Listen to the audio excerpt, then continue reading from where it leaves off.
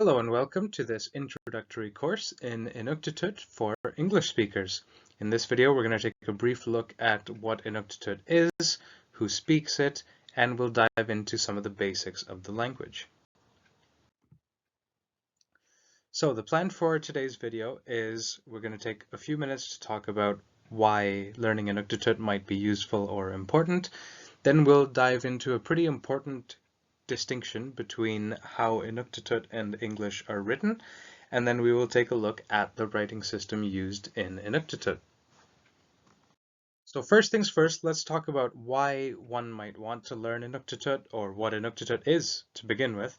So Inuktitut is an indigenous language that's spoken across the Arctic region of North America, and I've worded it that way because it is spoken across the northern part of Canada, but you'll also find very similar languages or potentially just dialects of Inuktitut found as far east as Greenland and as far west as Alaska.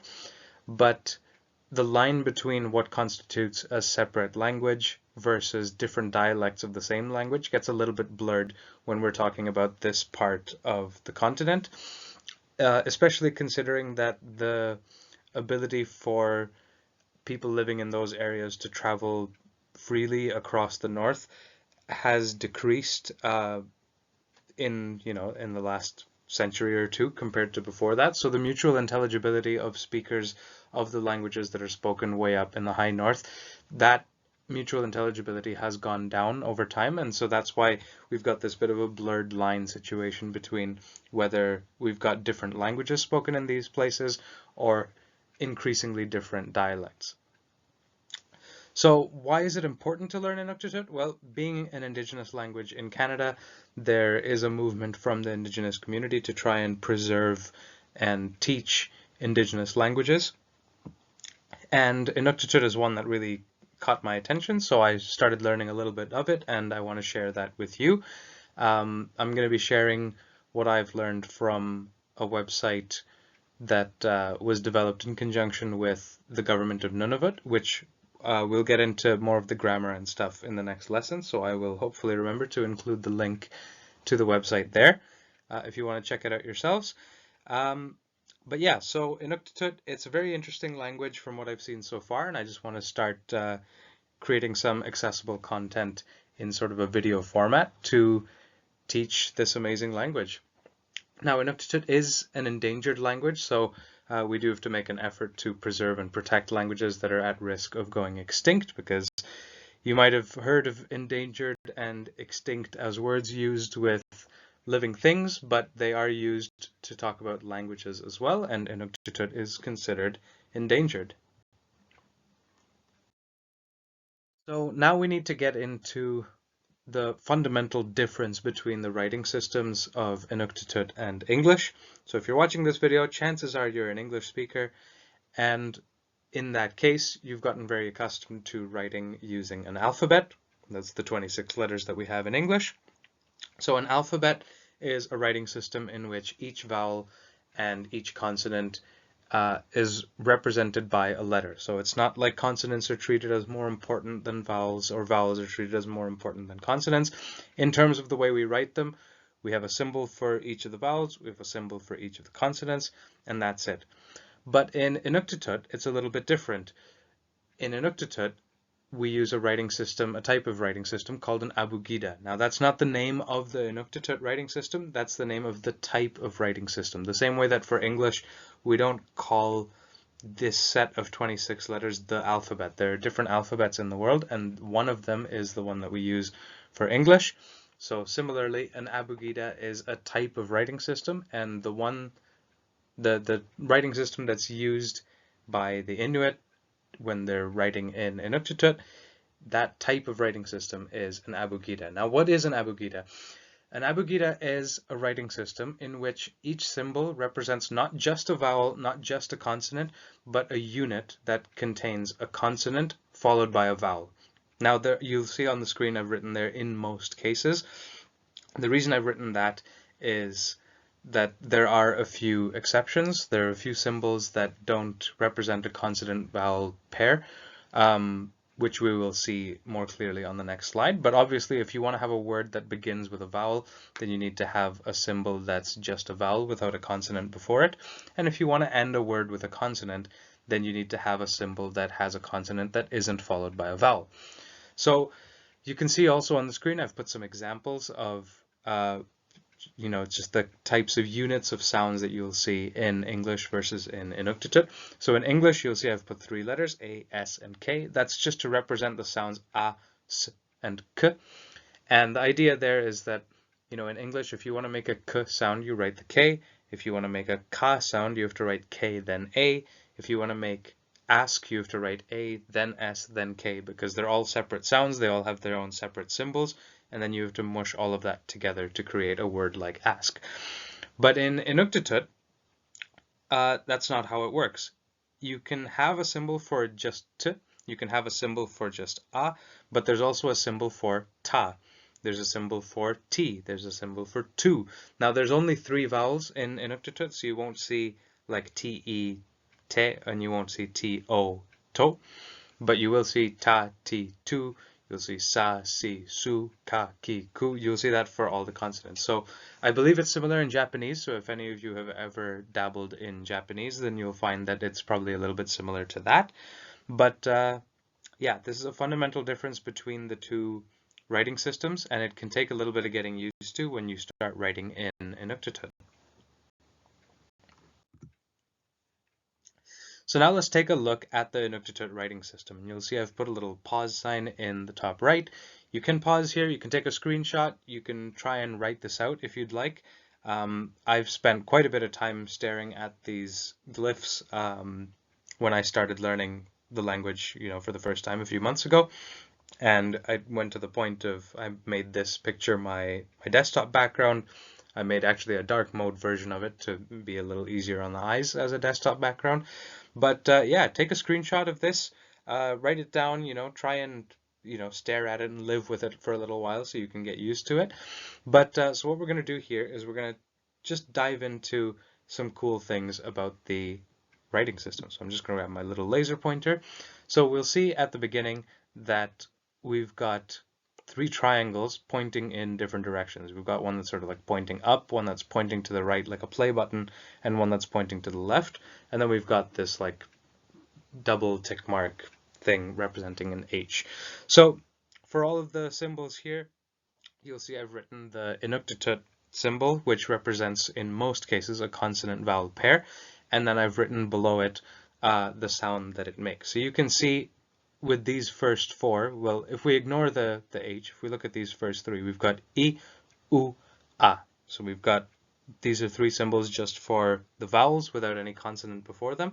But to really highlight kind of what's going on with the rest of the script, we'll take a look at these 4 right here. This this pi, pu, pa, p. We'll look at these 4 right here. So you can see that we've got, it's almost the same as those triangles that we had for the vowels, but without one of the lines. So now we've got like these arrows pointing up, right, and left, and then like a mini version of that last one. So what you'll see with Inuktitut letters, and you'll see this for everything on the screen, is that the shape of a particular symbol corresponds to the consonant sound. So you'll see that every consonant sound that has a p followed by some vowel, the shape of the symbol is the same in every case. It's just rotated differently depending on which vowel follows the consonant. So you'll see that that's the case for everything here, and I actually don't like to talk about it in the order of pi, pu, pa, p.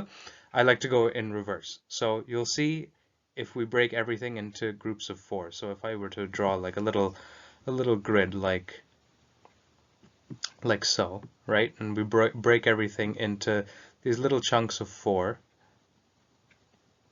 like so.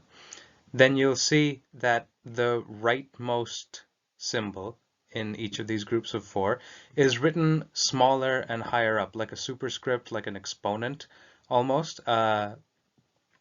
And that always represents a consonant sound not being followed by a vowel. So for instance, if we look at that top row in the middle set, we've got p, pu, pa, p, and the p is just, you know, it's just a p without a vowel after it, and that's why it's written as this like superscript version, where it's a little bit smaller. And so then going from right to left, we'll see that we have the p, which doesn't have any vowel after it. If you take that exact symbol and you make it full size, then it goes from p to pa. So if you have the little superscript exponent version of a particular letter, that's just a consonant without a vowel. If you make it full size, then it's like you added an A on the end of that consonant. So p becomes pa, t becomes ta, m becomes ma, and so on. And then you'll also find that if you take that sort of that ah version, if you will, right, going from p to pa, if you take that pa version and then we reflect it, it becomes pu, right? So basically pointing the other way. Ta, if you have it point the other way, becomes tu. So like, you know, you reflect it so that if it was facing right before, now it's facing left. So you're doing this horizontal flip, right? So ma, if you reflect that, it becomes mu. It's pointing the other way. Ra, if you reflect that, it becomes ru. It's pointing the other way. So you can see that there's this connection between those last three symbols. There's the little superscript version, which doesn't have any vowel on the end of it, and the shape tells you which consonant you're looking at. If you make the little version full size, then it's like you've added an A to the end of the consonant, so p becomes pa. If you reflect that a version, you get the u version, so p becomes pa, reflect that becomes pu, g becomes ga, reflect that it becomes gu, and so on. And that applies for every single letter that you'll see here, that the little super tiny superscript version, if you make it nice and big and full sized, then you get the sort of a version of that consonant. You reflect it, you get the u version of that consonant. And if it's not a superscript, it's not a full-sized version of the superscript, and it's not a reflected version of that, if it's something else, some other rotation, then it's the E version. So it's not always exactly consistent which way, you know, you're doing your reflections and stuff, and you'll see that sometimes like down here once we've got multiple symbols and you're only rotating pieces of it. So it gets a little bit wonky sometimes, but for the most part, you'll find that the patterns of the rotations and the reflections, it really does make a lot of sense. And I'll probably go into more detail in that in another video, but I don't want this to be too long. We're already getting up there in the minutes. So yeah, so these are all the letters that you'll see in Inuktitut, and actually these last four, you'll see that I've written li, lu, la, l up here, but then I've got something that looks like it's got an L, or it looks like it might be some sort of other letter. That's actually the letter that I've written there. It looks like an L with this kind of like knot tied in the middle of it, and that's an L that you're trying to pronounce by you're putting your tongue in your mouth as though you would for pronouncing an L, but then you try to push the air out the sides of your mouth, so it ends up sounding like hl. So that's hli, hlu, hla, and hl. Now, I'm not a native Inuktitut speaker. I've only been working on the language for a few months, so I do not promise to have perfect pronunciation, but this is absolutely the trickiest letter, I would say, to pronounce. And the good news is that in several dialects of Inuktitut, that sound simply doesn't show up. So you can basically forget about these last four symbols down here and that troubling hl sound, if that's causing you grief, and you'll just learn a dialect that doesn't use it very much.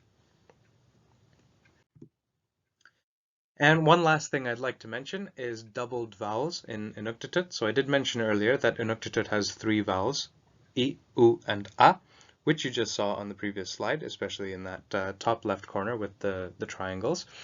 But there are also three long vowels, which are just the short vowels extended for twice as long. So you've got I, U, A, the short vowels, and then you've got I, U, A, the long vowels. And so the long vowels are indicated by writing a dot above a particular letter. And actually, I probably shouldn't have said letter. I probably should have said syllabic. But the different symbols that we saw on the previous slide, those are all for the pronunciations with a short vowel after it, so I, U, A.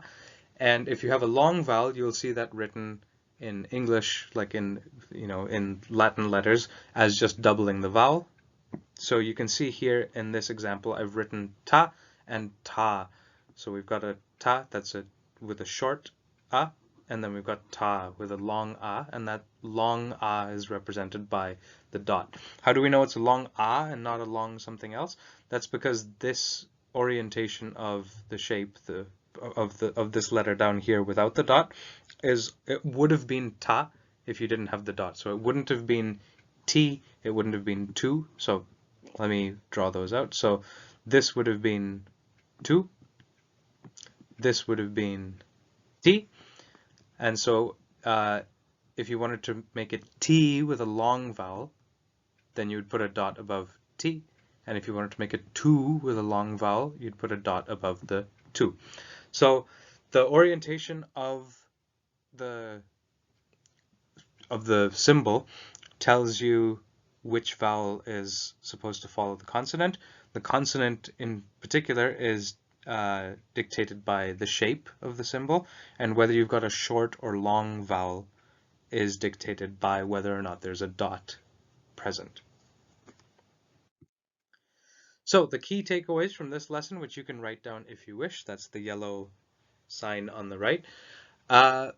Key takeaways from this lesson. The Inuktitut writing system is an abugida, which means that each symbol or syllabic represents a consonant-vowel pair. There are only a couple of exceptions to that rule for what the symbols represent, which is basically that you need to have a few symbols that represent consonants that aren't followed by vowels, so that you can have words that end in consonants, and also symbols that represent vowels not preceded by consonants, so that you can have words that begin with vowels. The shape of a particular symbol will tell you the consonant sound, and its orientation and also its size, whether it's written in full size or like the little exponent, will tell you whether it's followed by a vowel, and if so, which vowel. And doubled vowels, if they're needed, if and when they're needed, are indicated by writing a dot above whichever symbol you have in whatever it is you're reading or writing. So that's it. So welcome to your Inuktitut learning journey. I hope to have a lot of fun with you. Let me know your thoughts in the comments, and of course, if I've made any mistakes, do not hesitate to let me know. Just please be kind about it, as we're all trying to learn together. And that's all for this video. I will see you all in the next one, and of course, in the comments section below. Have a good one.